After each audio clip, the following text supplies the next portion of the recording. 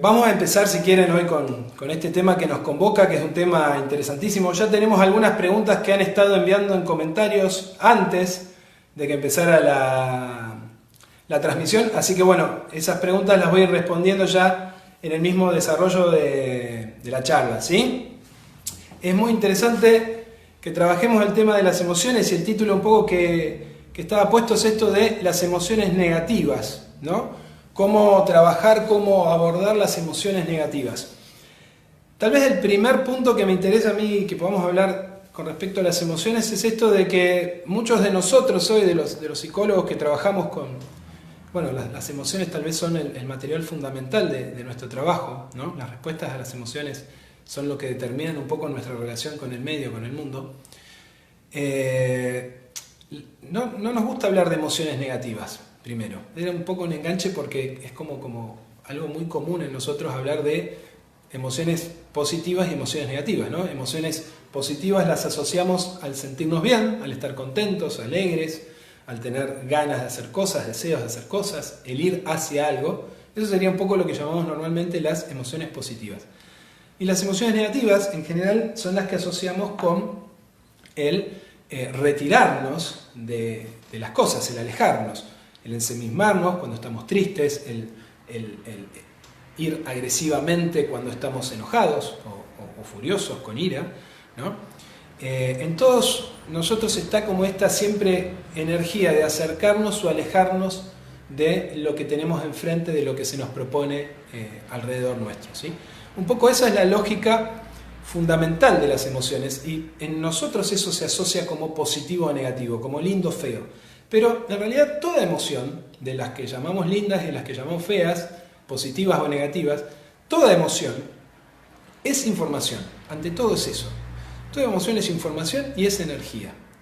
¿Información en qué sentido? En que me está diciendo cómo yo estoy leyendo algo que está pasando. Piensen en una emoción que sientan habitualmente. Vamos a tomar una de las que llamamos negativas, por ejemplo, el miedo, ¿sí? Piensen en algo que les da miedo, a lo que tienen miedo, ¿sí? Eso que ustedes están pensando con respecto a la realidad, esa idea que en ustedes generó el miedo, es justamente una lectura que hicimos de la realidad. Si yo veo un perro y siento miedo, evidentemente en mí se ha producido una idea que generó esa emoción. Siempre está primero la idea, que muchas veces no nos damos cuenta porque son ideas preconscientes que se activan, los cognitivos los llamamos pensamientos automáticos. Se activó ese pensamiento automático, pasó por nuestra mente y generó una emoción.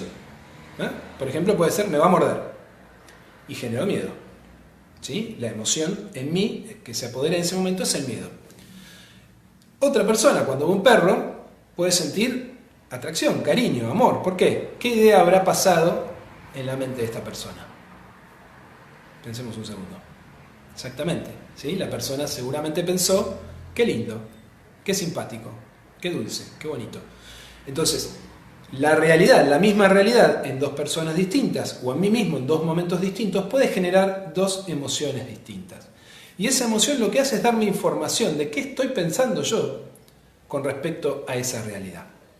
Entonces, el primer desafío en cuanto al manejo emocional y sobre todo al manejo de lo que llamamos, de lo que a veces llamamos erróneamente emociones negativas, es asumir que van a ocurrir y que van a estar ahí y que son información valiosa, sean de las lindas o sean de las feas.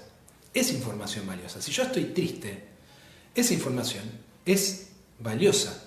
Por ejemplo, alguien preguntaba en las preguntas previas con respecto a, por ejemplo, el dolor de la pérdida de alguien muy querido, ¿no? Entonces, que yo sienta tristeza es información. Quiere decir que yo estoy pensando en esa persona y estoy pensando en que la extraño, en los momentos compartidos, en todas las cosas lindas que vivimos y que ahora siento que no voy a poder vivir más. Y todo eso está en mi pensamiento. Y como ese pensamiento aparece, se genera la respuesta emocional, ¿sí? De tristeza, de congoja por esa pérdida. Y está bien sentirla, ¿sí? El problema es que a veces pensamos que está mal sentir determinadas cosas y que está bien sentir otras. Las emociones van a estar ahí dándonos información de qué estamos pensando y dándonos energía para realizar algo de acuerdo a eso que pensamos. Así que van a estar ahí, no podemos evitarlo, es parte de nuestro sistema, es parte de nuestra mente unida a nuestro cuerpo que da esa respuesta. Así que de todas maneras siempre tenemos que acercarnos a la emoción desde un lugar de aceptación.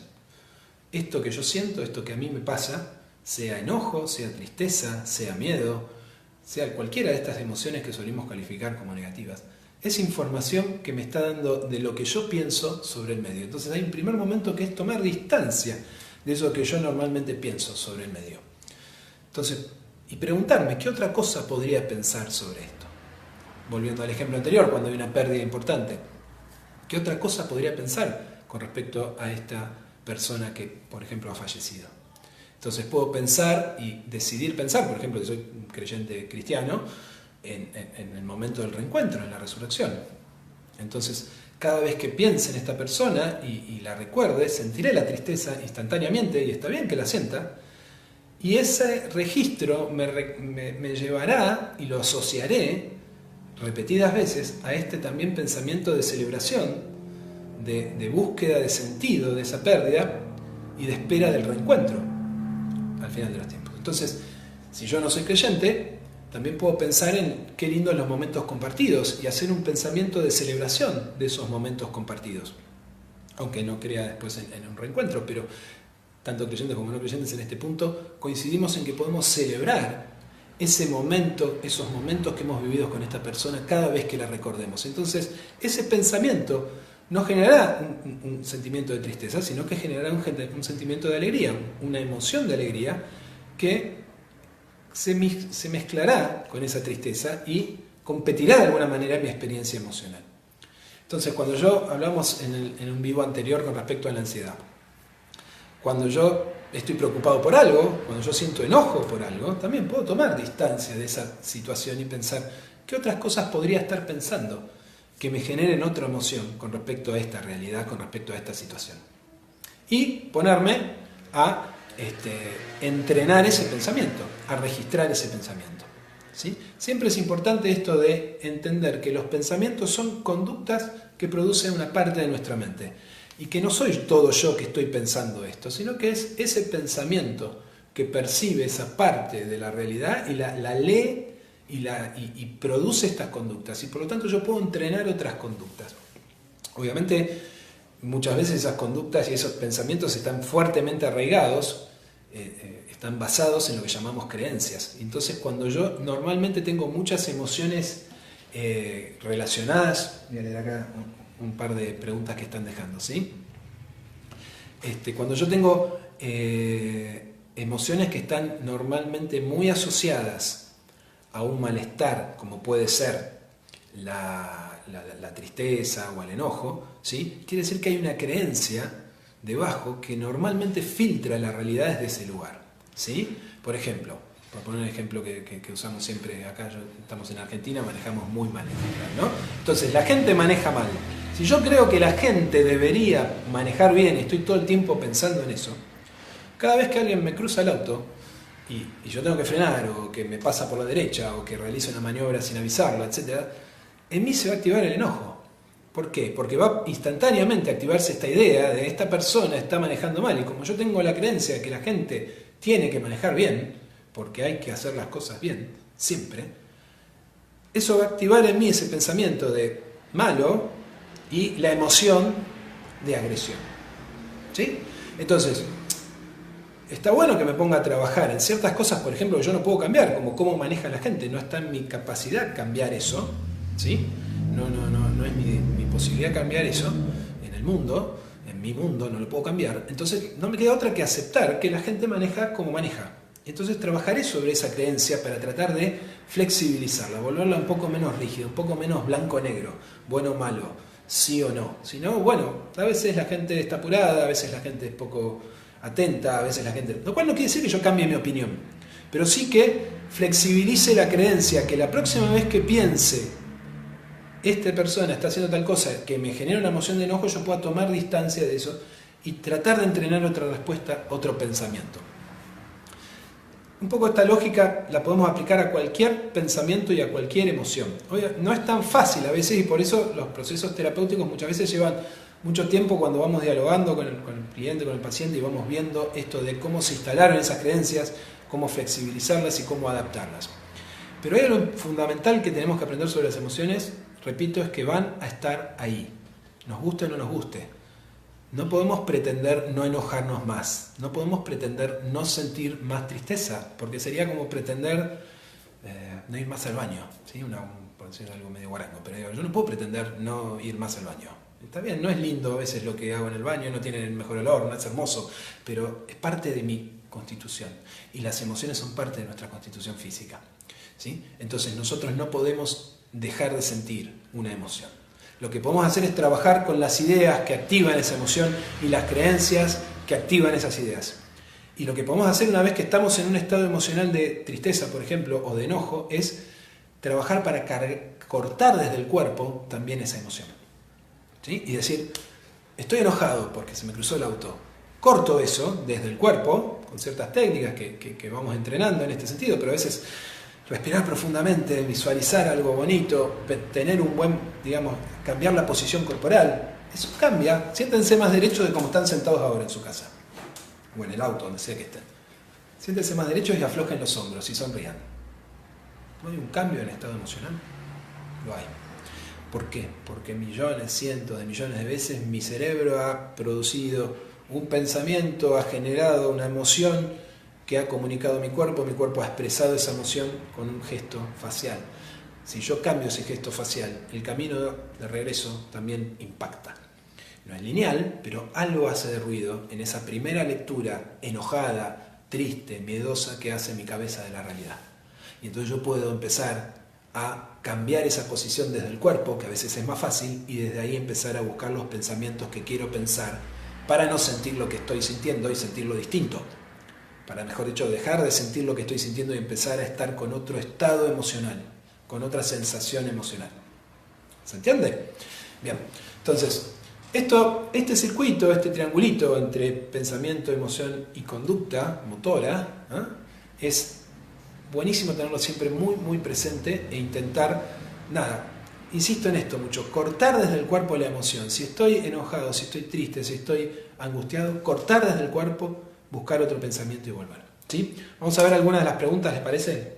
Que no quiero que se haga tan largo como el último video que tuvimos en función trasnoche. A ver, vamos a ver acá en la compu. Vamos viendo algunas preguntitas, ¿sí? Tenemos, muy bien. A ver. Bueno, pregunta número 1, ¿sí? Habla un poco de esto, de la tristeza. Cuando tengo mucha tristeza y no puedo dejarla de sentir, ¿sí? ¿Qué hago? Bueno, hay algo importante. Esto mismo, por ejemplo, que aplicábamos recién en la tristeza, ¿no? Primero tenemos que tratar de aceptar de vuelta esto. La tristeza es parte de una vida, y entonces es parte de la vida. A veces entendemos esta definición que tenemos de salud, ¿no? Como completo estado de bienestar. ¿Quién vive eso? ¿No? ¿Quién vive en ese estado permanentemente? Nadie, ¿sí? Nosotros entonces podemos primero pararnos en un lugar de aceptación de la realidad, de que bueno, la tristeza es parte de nuestra vida. La tristeza es parte de nuestra vida, es parte el enojo, es parte de nuestra vida. Ahora, esa información que yo recibo de estoy triste, bien, ¿con qué lo estoy asociando? ¿Qué estoy pensando sobre mi realidad, sobre mi historia, sobre mi pasado, sobre mi futuro? Que estoy triste.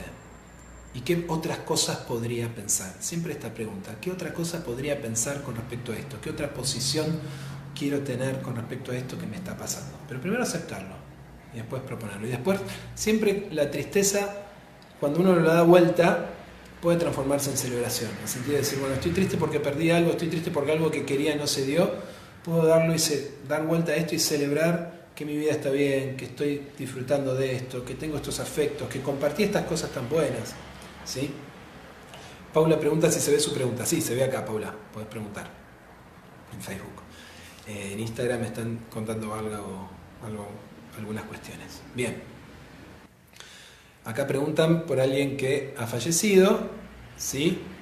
Y bueno, también está atravesando algo muy lindo como estar embarazada, como estar llevando una vida adentro, que es tal vez la cosa más linda que a alguien le puede pasar, o una de las más lindas, y compartir, y el deseo de compartir esto, ¿sí? Con la mamá que ha fallecido y no está presente. Bueno, de vuelta, acá hay todo un, digamos, un posicionamiento sobre nuestra creencia sobre el más allá, sobre hay algunas religiones cristianas donde creen algún tipo de comunicación respecto de esto, otras religiones, por ejemplo, iglesias cristianas no. Entonces ahí hay diferentes caminos que nuestra fe nos puede proponer, pero todos, por ejemplo, los creyentes cristianos, creemos en el reencuentro definitivo, ¿no? Entonces, de alguna manera, si no es hoy, en el eterno presente de Dios, eso es un instante hasta que nos reencontraremos y donde disfrutará de esto que yo estoy disfrutando hoy, porque está en otro plano temporal, ¿no?